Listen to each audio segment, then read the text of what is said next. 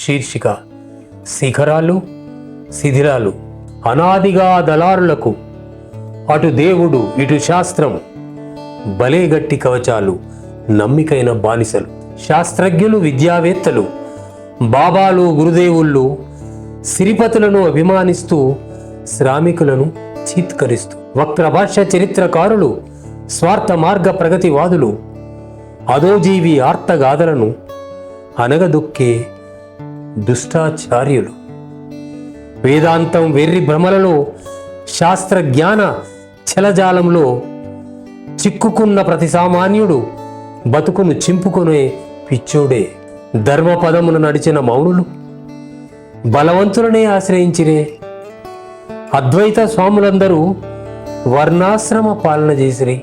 అహింసను బోధించువాడు పట్టు వస్త్రములను ఎలా ధరించును? భిక్షువుగా బతికేవాడికి జింక చర్మమే ఆసనమేలా?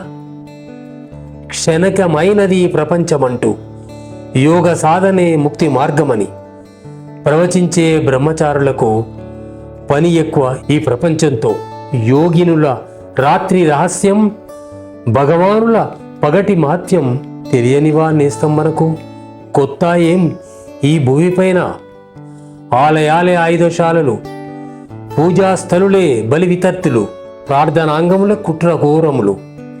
అనాదిగా ఈ జగమందున ఆడది చెడిపోయినప్పుడు మగాడు మాత్రం చెడడం లేదా? మగాడి కక్కరలేని శీలము ఆడవాళ్ళకి ఎందుకు నేస్తం? మాందాతల కాలం నుంచి మనిషి యావంతా వ్యాపారం మీదే.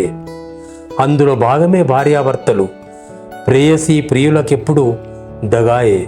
సతిని ప్రవచించు శంకర్ల వారు పతినెందుకు ప్రతిపాదించరు? ఆడదానికి ఒక శాస్త్రం, మగాడికి ఇంకోటా ఏం? అదేమిటో మరి అడగాల్సిందే.